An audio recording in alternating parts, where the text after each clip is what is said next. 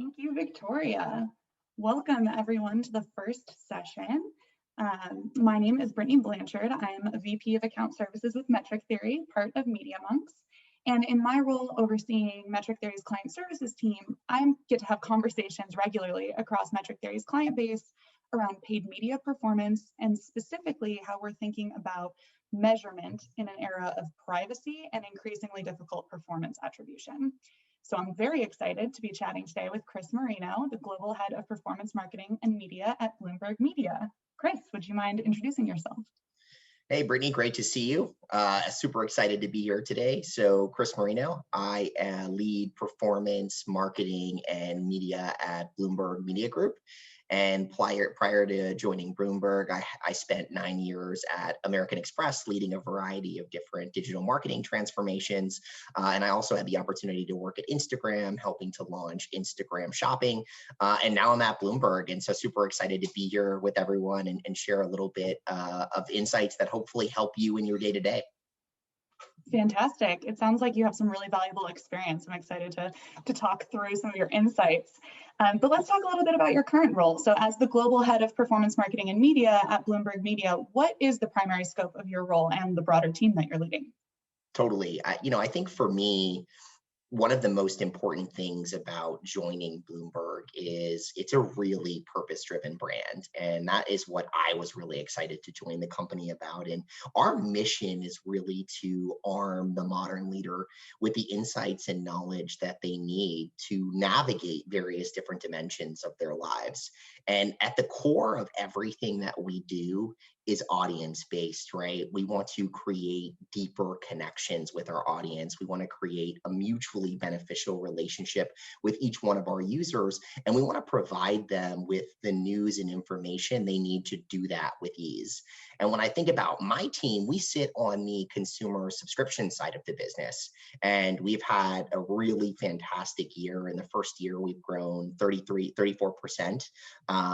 This year, we've got over 325,000 subscribers. We're seeing a lot of momentum, and a lot of that momentum is coming from that customer centricity.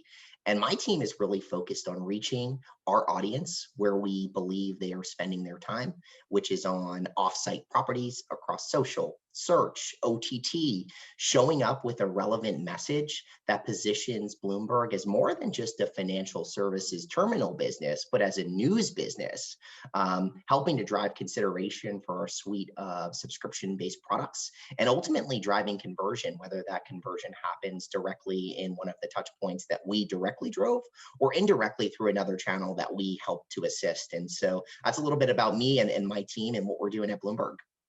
Fantastic. Well, it sounds like you're very focused on driving conversions, but across the full funnel. I mean, you mentioned a lot of different channels there, so really involved in that holy grail of full funnel marketing. Absolutely. And I think for me, I have grown up in both brand and performance marketing spaces, and I am a big believer in brand drives demand, right? But doing brand in the right way helps to drive demand. And so I'm very passionate about making the right levels of investment in upper and mid funnel marketing initiatives, knowing that that's where the scale and the opportunity really exists to drive consideration. And then ultimately using that scale, using that content and that insights to bring someone down the funnel and ultimately drive a really efficient conversion, because there are only so many hand raisers, and our job is to grow demand, not just demand in year, but grow demand for the long term. And so I'm super passionate about full funnel marketing. Yeah, absolutely. And that's really interesting too, what you're talking about, the intersection really of performance and brand, because I think for a long time, a lot of marketers thought of those as separate initiatives.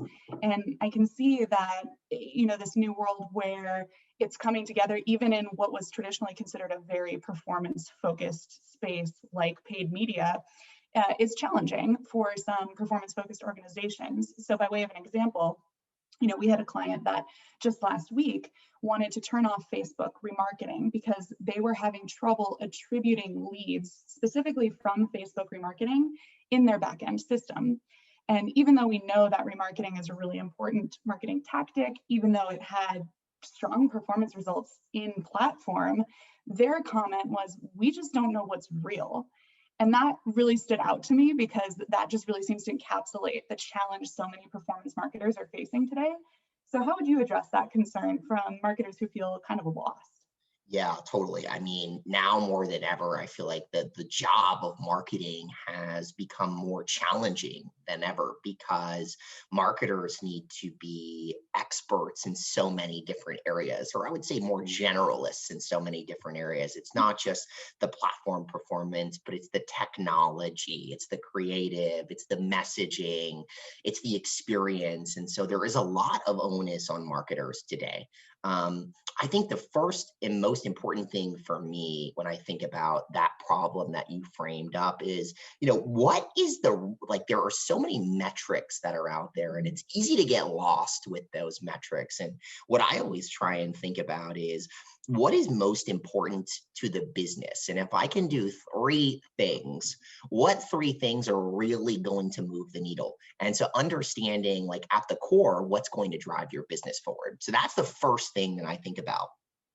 The second thing I also think about is with all of that noise out there, right? I'm involved in a number of trade associations where I get a lot of value in terms of getting exposed to industry experts, contributing to white papers and all of that good stuff. And so I'm actively involved in the ANA. I'm actively involved in the Mobile Marketing Association. And through my involvement in those associations, I've contributed to some thought leadership. And I think there are kind of two really interesting studies out there that I would refer to. The first is ANA just recently put out media KPIs that matter. And I think it's a really interesting read for those of you that have not had the chance to read it. But a lot of the summation of that research basically speaks to historically, a lot of marketers have prioritized efficiency metrics, right? Reach, all of that good stuff. But where marketers need to go is we really need to be focusing much more on outcomes. And so measuring outcomes that not only, to your point, speak to what's happening in platform, but that speak to what's really driving the business. And so placing a greater emphasis on driving revenue for the business, right? Placing greater emphasis on driving brand safety for the business, because we are ultimately all stewards of the brand, and driving lifetime value. So I think that's a really interesting sort of research study, and it really sort of speaks to how my team is focusing and prioritizing those types of things. The other interesting piece of research that the MMA put out was a study on outcomes-based marketing. And when I talk about full funnel, right, what that study really suggests is the biggest opportunity for growth from a business standpoint is in that movable middle, right? So it's people that are potentially interested in your brand, but aren't yet purchasers of that brand. And that is where the greatest scale comes from in terms of moving them into a customer who is considering you, but also becoming a paid customer. And so when I think about like how I try to zone out the noise, it's really spending time thinking about what trade associations provide access to really interesting information that can inform my own POV, how I can contribute to that information in a meaningful way that helps to sort of move the industry in the same direction, and how we educate our leaders across the organization on what is and what isn't important as we think about justifying investment. Yeah, absolutely. And that's touching on kind of where I wanted to go, because I think that's really an interesting point. I completely agree with wanting to migrate a little bit to more of the business metrics, like what's happening with the business overall and the metrics that matter, and how does that relate to what we're doing on marketing. And I think part of the reason why that's so important right now is because those higher level business metrics are not being impacted by iOS 14, the availability of third-party cookies, and that kind of visibility that we're struggling with the platform data.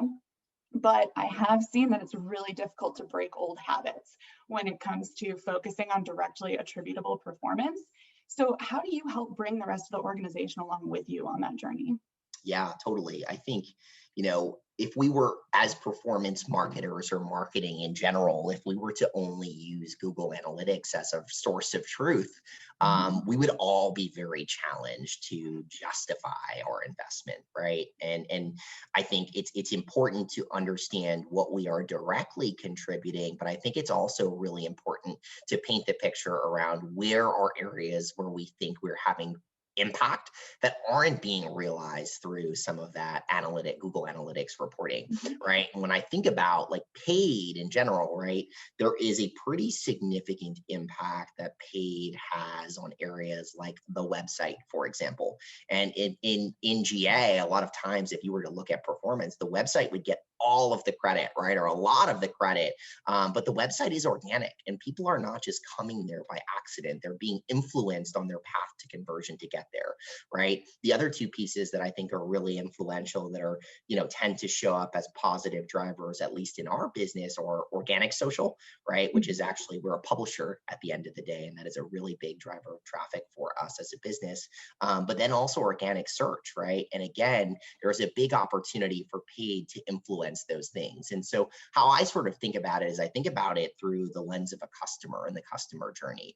And if it takes a customer 5+ touch points to become a paying subscriber, if we were to only think about things on a last touch basis, we might limit investments that are actually bringing the customer through the funnel in that more cohesive way. And so I think starting to make some business assumptions in the absence of perfect measurement that not only demonstrates the impact that you're directly having, but indirectly having on other channels, while advocating for more ideal measurement solutions, such as mixed media modeling, right? And so I think it's really managing stakeholder expectations.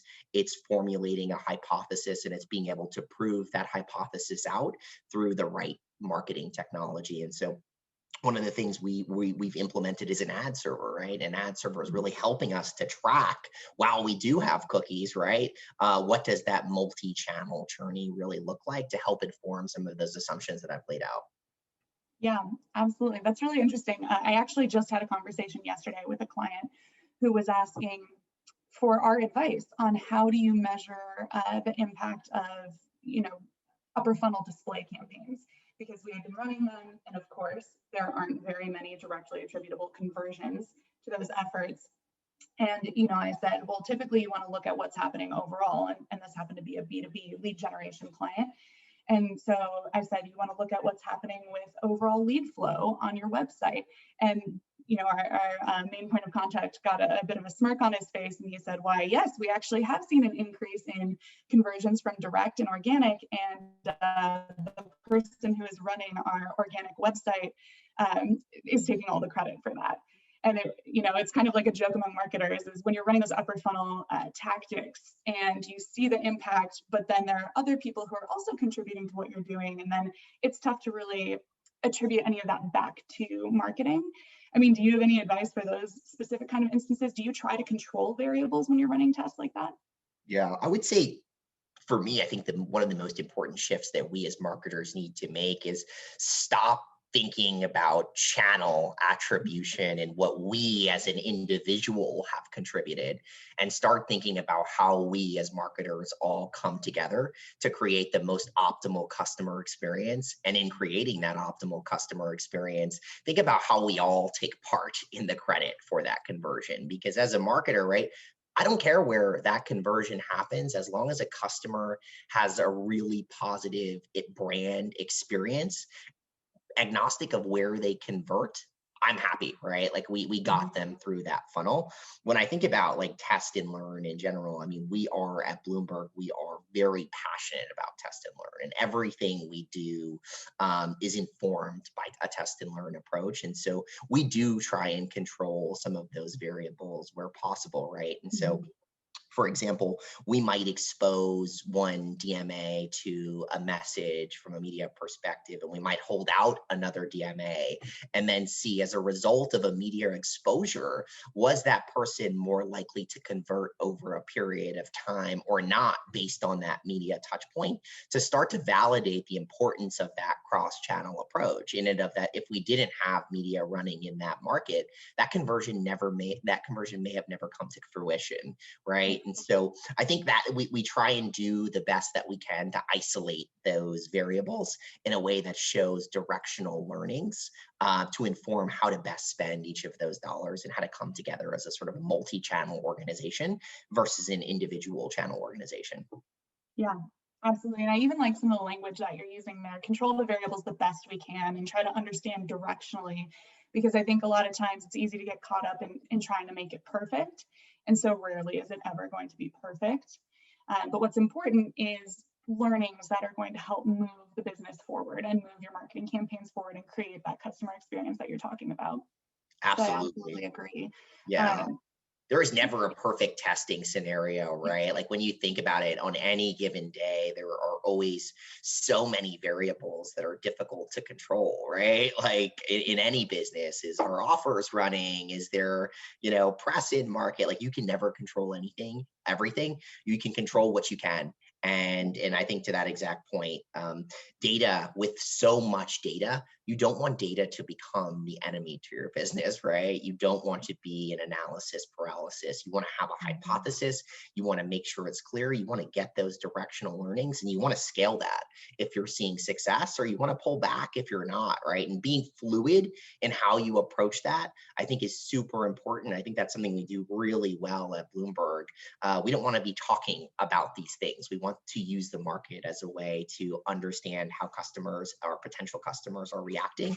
And based on that, we want to scale it versus having some internal conversations that might prohibit us from doing that. In-market feedback is tremendously valuable. Yeah, absolutely. And you touched on technology a little bit before, and because this is such a thorny problem, and it is so difficult to make it perfect and make it exact, I feel like there are a lot of platforms and technologies that supposedly help address these challenges. Some, I would say, are more effective than others. So what technologies, if any, are you really leaning into right now? Yeah, I feel like consumer expectations are higher than they have ever been. Mhm. And I think from a brand perspective, we all are having to up our game. And I believe the best way to deliver on those rising expectations is marketing technology. With that said, I think we need to go into this eyes wide open, in the sense that no technology is going to solve all of our problems or our customers' problems. And there will always be challenges. But I think in the absence of the right technology platforms, we won't be able to deliver on those rising expectations. And so right now, the technology that I'm super bullish on, and I think a lot of people in the industry are talking about it, is customer data platforms. Mhm. And why I think customer data platforms are so interesting is, from a marketing perspective or just a general organization perspective, I think they really democratize access to data and access to information. And they reduce the need to liaise with other people in the organization to clarify questions Mhm. around data. And so you're all starting with that same level playing field of understanding what your customer looks like from a 360 perspective. The other piece I think is really interesting about these customer data platforms is it's not only the centralization of data, but it's also the usability of that data, right? And so as a marketer, what's really exciting to me and to my team is the ability to leverage some of those platforms as a way to scale our marketing approach. Like we talk about test and learn. Customer data platforms allow you to test and learn very, very quickly and fail fast, right? And I think that's really important. Customer data platforms also allow you to deploy marketing in a truly omni-channel fashion. And so we're not just thinking about running paid campaigns, we're thinking about running integrated marketing campaigns. And that's what's critical, in my opinion, from a customer perspective, is as those expectations rise, we need to show up in a consistent way, agnostic of where a customer is consuming marketing or consuming information. And a CDP allows us to do that. And so While no technology data platform is perfect, I think a CDP is a necessary evil from my perspective. And I think what that also allows is it allows us for us to be having different conversations with our engineering teams about building more sophisticated models for how we might action against those models based on the great data that we already have, versus, right, starting to think about, hey, what is this very basic data point? Help me to understand the foundation of this data point, right? And so I think it changes the internal dynamic in a really exciting way that allows us to all approach challenges as business owners and think about collective and holistic solutions. Yeah, I love what you said about democratizing access to data. I think marketers are more and more reliant on their company's data, especially as we're pivoting to more heavily rely on first-party data, and that becomes more and more of a focus for companies. Yet so many marketers are unfamiliar with their company's data architecture and what is or isn't possible. So what advice would you have for marketers who aren't really sure where to start? Yeah, I think first party data is absolutely critical, right? And I do want to touch on that point. I think we all I've spent a lot of time this year understanding sort of like how much does pixel based audiences drive our business, right? And I think as marketers, we would all be potentially surprised to the degree of how much they actually contribute to driving performance. And so, in terms of first party data collection, I just think that's so critically important, but doing it in a way where there's a really clear value exchange from a user perspective, right? Of we're not just asking you for information that you're not getting anything out of, right? Like we are giving you a reason. When I think about first party data collection, it's a positive brand experience moment where as a result of you giving us access to your email or something along those lines, we're giving you something of great value, whether it's access to really interesting content, whether it's access to interesting videos or newsletters or whatever the case might be, right? We want to make sure that value exchange is there. So I can't underestimate the importance of first party data. In terms of just advice for marketers in general, I do go back to that piece of, really understanding what are those 2 to 3 things that are going to drive your business forward, and how do you mobilize and rally against those things, knowing that no matter the size of your company, whether you are a big company or a small company, you can only do so much in a year, right? And so making sure that you are very clear about what are the biggest things that you need to do and what is going to help future-proof your business, I think is so critically important. And I do want to paint that very clear distinction, because I think sometimes folks think, obviously at a big company, right, you do have access to investment, you do have access to technology, you do have access to resources, right? But at the same time, you face very similar pressures in terms of performance and delivery, right? And while at big companies, sometimes a lot of these things in terms of implementation are even more challenging than they might be when you're on the smaller end of the spectrum, where you can kind of just go ahead and implement some of these solutions without some of the alignment that might be required, or the privacy and legal conversations that might be required, right? And so prioritization is super important. Yeah. Absolutely. I love that point, because I've talked to so many people who feel like, if I was only at a bigger company with more resources, this would be so much easier. Or even if it is a big company, thinking our competitors have figured this out and we're behind. And I think it's really important to kind of level set that everyone's trying to figure this out and that it's a thorny problem. And I don't think really anyone has necessarily figured out the silver bullet to how you measure your marketing and how you perfectly balance the investment. And it's just an ongoing project for everyone. Absolutely. And I think it will continue to be. I wish we had the answers. And for anyone who has the answers, I think they'd be in a much more lucrative financial position. But I think even large technology companies are still trying to figure out, right? Like, how do they approach these problems? And as they change access to the information that is available to marketers, what does that mean for their business? And what does that mean for the future of measurement? And so I think to that exact point, everyone is facing the same challenges. How we might go about about solving them may be in different ways, depending on the size of your business, depending on the vertical of your business. But there is, I think what's exciting for me is despite the challenges, there's no shortage of opportunity in terms of thinking about defining the marketing of the future in how we articulate and paint the value of what we do on any given day. And I think there's a lot of interesting thought leaders in the space. I just recently read the book Quantum Marketing by Raja, the CMO of MasterCard, and it's incredibly interesting to think about the evolution that marketing is going through and how we all need to shift and change the way that we do business to be successful in the future. Absolutely. And just a quick reminder for our audience, if you have any questions for Chris, please use the Q&A widget to submit those, and we'll carve out some time for that at the end. And Chris, I think part of the theme of what we've been talking about is just that there's so much happening. There's so much changing with privacy, with iOS 14, attribution, and so much data, so many different metrics you can look at. So what are your words of advice for people who are struggling to stay on top of it all? Yeah. I think everyone is struggling to stay on top of it all, right? I think it's a good place to start. Nobody has all of the answers. Nobody has all of the information.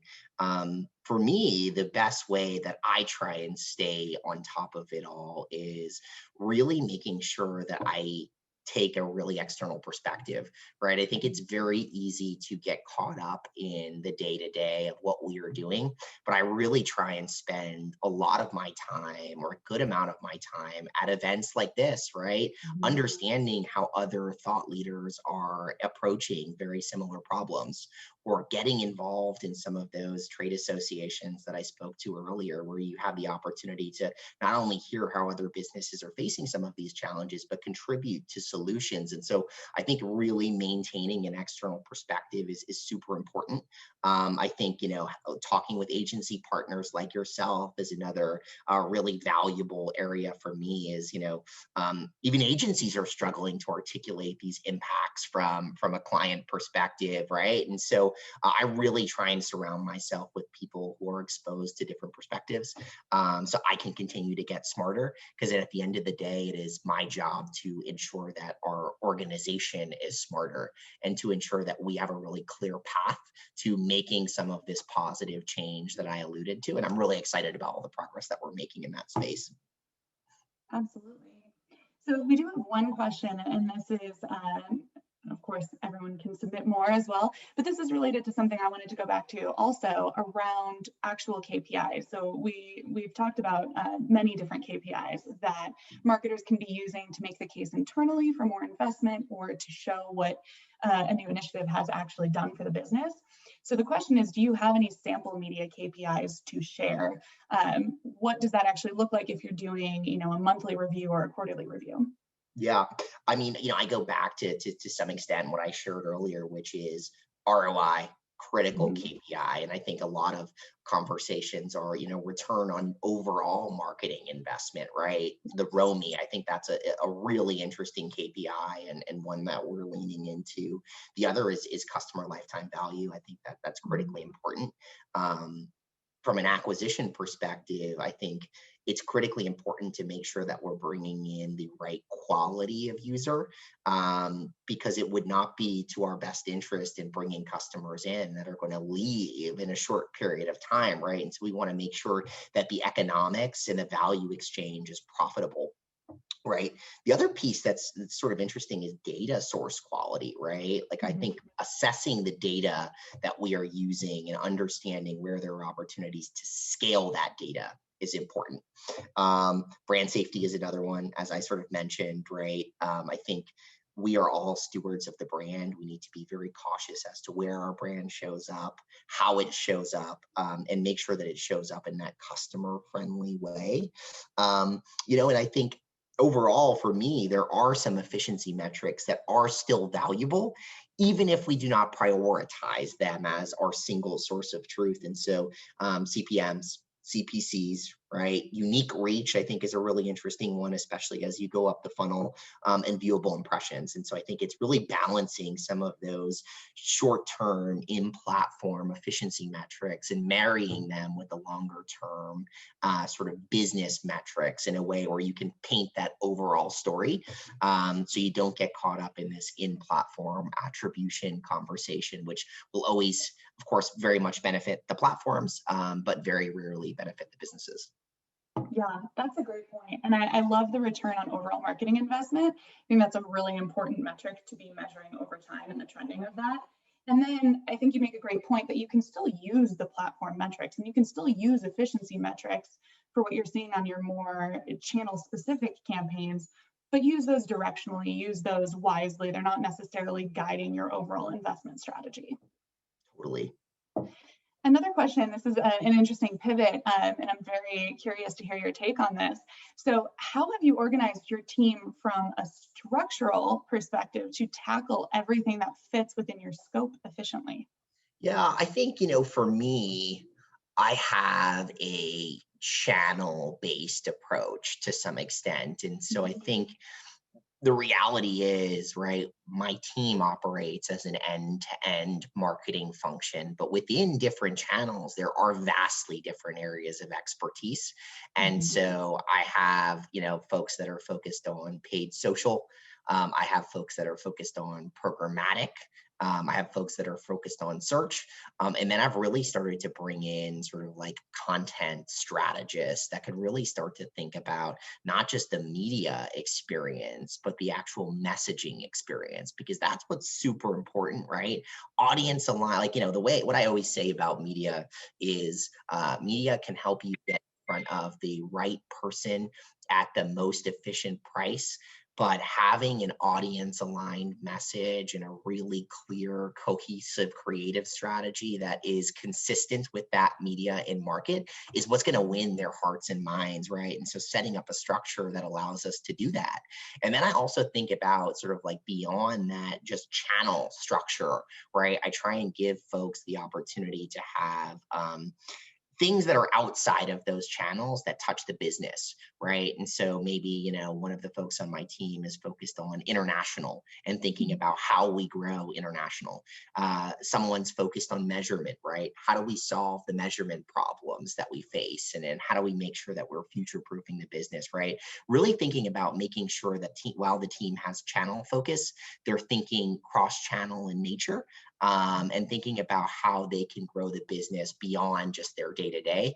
And what I think is success from a team perspective is it's not always about getting the most investment for your channel, right? And this is what I try and instill in everyone on the team is if I see an opportunity to invest somewhere else in the organization outside of a channel that I oversee, I'm the first person to advocate for that. And I think it's just structuring your team in a way that allows you to put the business first, versus the channel first. And I think that's sort of been like a concept I've almost alluded through throughout the course of this, but hopefully that's helpful from a structure standpoint. Yeah, I think that's so interesting. And it's actually, it aligns pretty well with how metric theory thinks about what we're doing with performance media, because, something like paid social, you can get really deep into that and you want experts in paid social and programmatic and paid search who can really drive the best results. So do you then have all of your experts coming together on a regular basis to review overall Absolutely. results? Yeah. Absolutely. I mean, I try and bring the team together at least once a week, right? And agnostic of the channel you own, I think it's important that everyone on the team be able to best represent the team's overarching strategy, right? And so we're constantly coming together to make sure we're really clear on what everyone's focused on, what everyone is prioritizing, because at the end of the day, a customer doesn't see a channel, they see Mhm. a brand. And so it is our job to make sure that we're tying that brand experience together in a really cohesive way, agnostic of what the channel strategy is, to make sure that we're delivering on that customer experience, which is really at the core of everything we do at Bloomberg. Yeah, absolutely. I think that's such an important point. The customer doesn't see the channel, they just see the brand, and they don't remember if they interacted with you on Instagram or LinkedIn or on a paid search ad. But what they remember is whether it was relevant, whether it was quality content, and all of that. Absolutely. And maybe one final question here. Are you a believer of the concept of working dollars versus non-working dollars with agencies? Absolutely. I mean, I think that you have to have both from my perspective, right? I think I try and measure the efficacy of my media from a ROAS perspective, right? Really focusing on specifically the ad spend associated with that. But there are other costs that are required to do business, whether those be agency costs, whether those be creative costs, right? And I think they are a critically important component of running a media operation, but I try and parse them out from the measurement and investment standpoint to be really clear about the different jobs that each of those do. And for me, the non-working dollars are more of a run the business, you must have these as an always on standpoint. Whereas the working dollars are really what you should measure efficiency and efficacy against. Because if you combine those two, we're already challenged from a measurement perspective overall from an industry standpoint. So I think you start to set yourself up for even more challenges if you think about measuring both of those against efficiency. Absolutely. Well, I know that we are up on time, so thank you to everyone who joined today. And Chris, thank you so much for the insights you shared. It's been really helpful to hear how you're thinking about attribution and measurement and testing. So really appreciate your time today. My pleasure. It's so great speaking with you. Thank you all. Thank you both so much. I loved this session, everything about outcomes-based, integrated teams, thinking about how we're using and activating data in, the current state, but also the future. We could nerd out on this all day. So thank you guys so much. Thanks, Victoria. Thanks again. Chris. Bye. So moving on to our next session with Sunil Subhedar, the head of growth marketing at Canva. And joining him will be our moderator, Warren Chase, the global chief embedded solutions officer over here at Media.Monks. So welcome all.